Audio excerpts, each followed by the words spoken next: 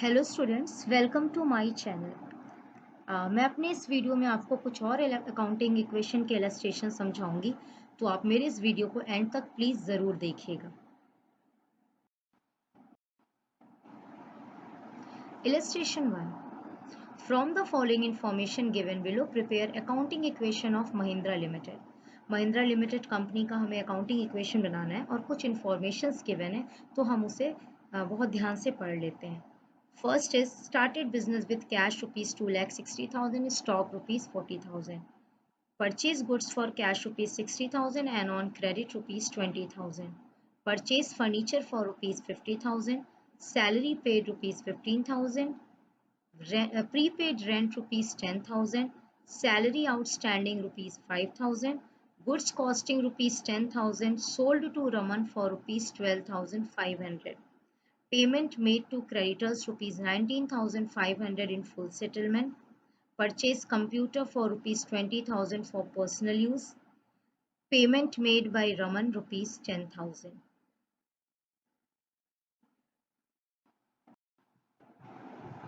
Now let's start the solution. Format is same.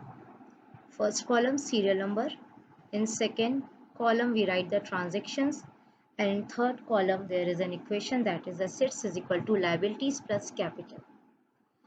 सबसे पहले transaction में आपको started business with cash stock given है, तो हम कैश और स्टॉक एसेट क्रिएट करेंगे। कैश 2,60,000, स्टॉक 40,000 और इनके टोटल को कैपिटल में हम रुपीज 3 लाख लिख देंगे। Next transaction purchase goods for cash rupees 60,000 and on credit rupees 20,000। So total stock 80,000 से प्लस करेंगे, 60,000 कैश माइनस करेंगे और 20,000 का क्रेडिट परचेज था, तो लायबिलिटीज में क्रेडिटर क्रिएट करेंगे 20,000 से। फिर न्यू इक्वेशन का अमाउंट लिख देंगे। Third transaction purchase furniture for rupees 50,000। एक न्यू एसेट क्रिएट करेंगे फर्नीचर 50,000 से और कैश में से माइनस करेंगे 50,000। बाकी स्टॉक, क्रेडिटर और कैपिटल पे कोई इफेक्ट नहीं। देन न्यू इक्वेशन का अमाउंट लिख देंगे। Next, salary paid rupees 15,000, cash minus, capital minus, and we write the new equation. Next, prepaid rent. Prepaid assets होता है, तो एक new asset create करेंगे और cash में से minus करेंगे। बाकी किसी भी asset, liability और capital पे कोई effect नहीं।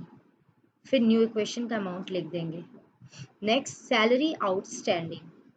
आउटस्टैंडिंग लायबिलिटी होती है, तो लायबिलिटी में एक न्यू लायबिलिटी आउटस्टैंडिंग नाम की क्रिएट करेंगे और because it is an expense तो कैपिटल में से हम माइनस करेंगे। Then we write the new equation. Next, goods costing rupees 10,000 sold to Raman for rupees 12,500। यहाँ पे एक बात क्लियर कर देना चाह रही हूँ कि जब भी आप किसी भी पर्सन को गुड्स या स्टॉक सोल्ड करते हैं या किसी भी पर्सन से हम स्टॉक खरीदते हैं, तो नाम के साथ अगर कैश मेंशन नहीं है तो उसे क्रेडिट ट्रांजैक्शन कंसीडर करेंगे। यहाँ पे goods costing rupees 10,000 sold to Raman, Raman के साथ कैश वर्ड मेंशन नहीं है, so Raman is an debtor. Raman हमारे लिए डेटर्स है, तो एक न्यू एसेट क्रिएट करेंगे 12,500 से। स्टॉक को हम कॉस्ट प्राइस से माइनस करेंगे, दैट इज 10,000। 2,500 का प्रॉफिट हुआ है तो वो हम कैपिटल में प्लस करेंगे और बाकी किसी भी एसेट या लायबिलिटी पे कोई इफेक्ट नहीं होगा। फिर हम न्यू इक्वेशन का अमाउंट लिख देंगे। In 8th transaction payment made to creditor rupees 19,500 in full settlement. Full settlement का मतलब फुल एंड फाइनल लायबिलिटी को खत्म करना है, पेमेंट हो रहा है, तो 20,000 से क्रेडिटर माइनस कर देंगे।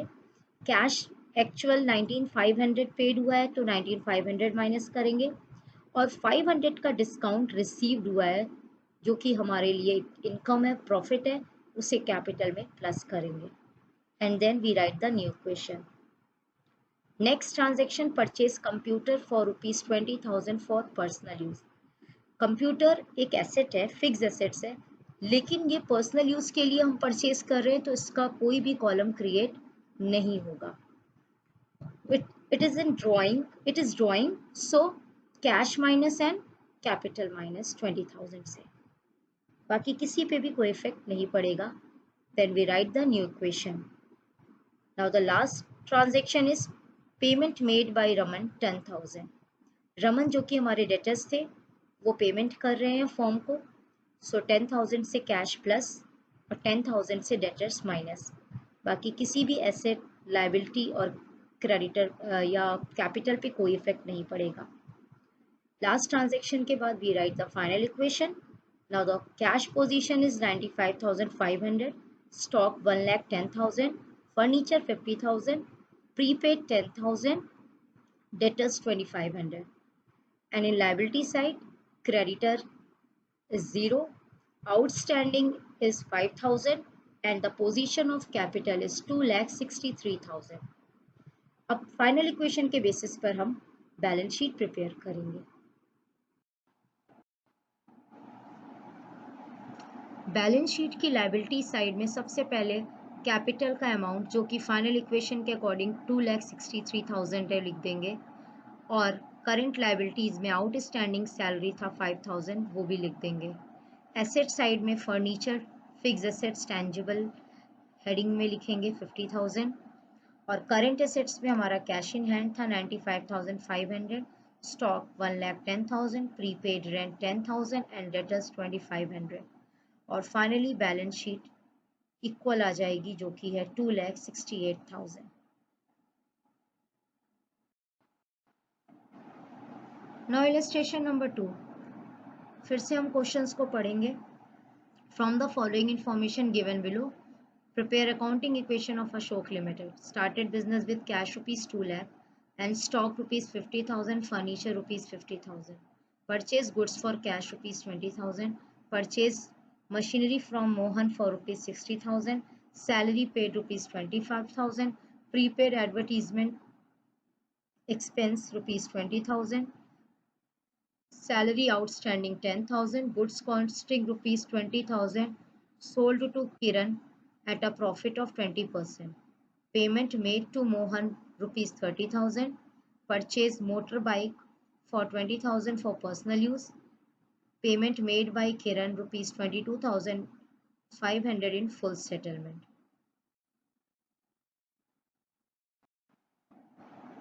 Now let's start the solution. First transaction के according, started business with cash ₹2 lakh, stock ₹50,000 and furniture 50,000. Cash, stock, furniture का एसेट्स क्रिएट करेंगे और उनके टोटल अमाउंट को कैपिटल में 3 लाख लिख देंगे.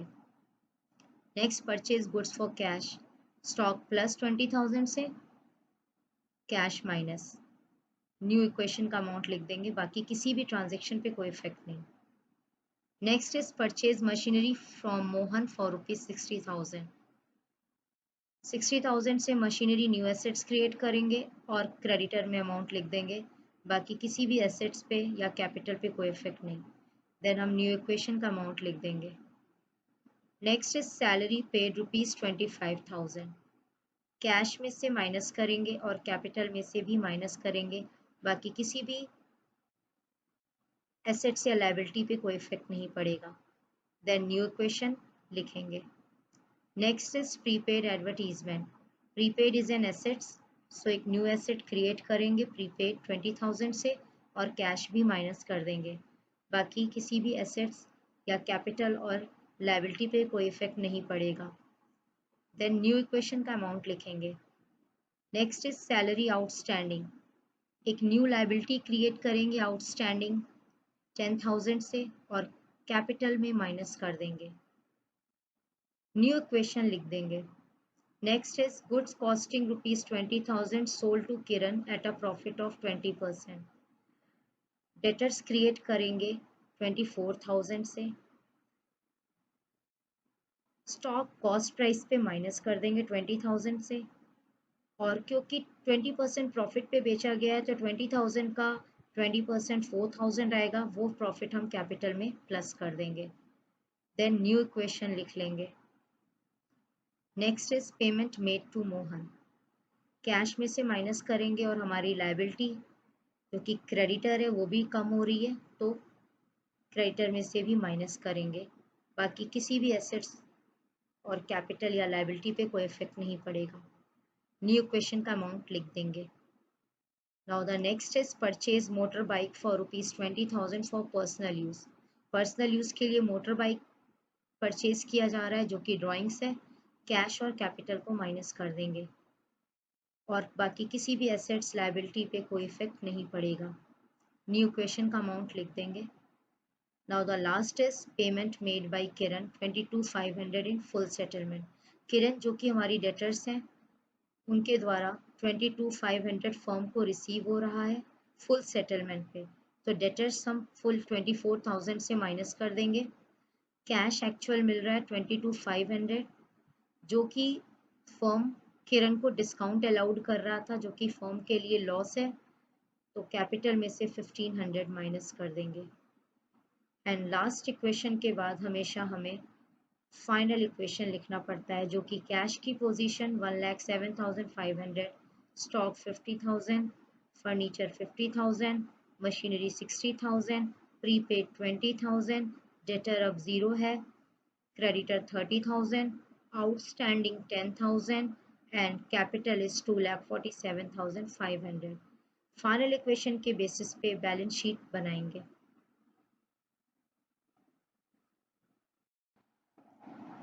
Now in balance sheet liability side में पहले कैपिटल लिखेंगे जो कि 2,47,500 है और करंट लायबिलिटीज में हमारे आउटस्टैंडिंग सैलरी था फाइनल इक्वेशन में 10,000 एंड क्रेडिटर 30,000। एसेट साइड में फिक्स एसेट्स टैंजिबल हेडिंग डाल के फर्नीचर का अमाउंट 50,000, मशीनरी का अमाउंट 60,000 लिखेंगे एंड करंट एसेट्स में हम cash in hand 1,07,500, stock 50,000, prepaid advertisement 20,000 का अमाउंट लिख देंगे। बैलेंस शीट का बोथ साइड इक्वल आएगा जो कि 2,87,500 है। Illustration third, from the following information given below prepare accounting equation of Mehta limited. Started business with cash rupees 2,50,000, stock rupees 50,000, deposited into bank rupees 50,000, purchased goods for rupees 30,000, rent outstanding rupees 20,000, prepaid salary rupees 15,000, purchased goods from Amit for rupees 20,000, goods costing rupees 50,000 sold to Suraj at a profit of 20% and half of the payment is received immediately. Payment made to Amit rupees 19,500 in full settlement, goods worth rupees 5,000 withdrawn for personal use, and last transaction is accrued commission that is rupees 10,000. This is the solution and format is same, serial number, then transaction, and then we write the equation that is assets is equal to liabilities plus capital. In first transaction, started business with cash 2,50,000, stock 50,000।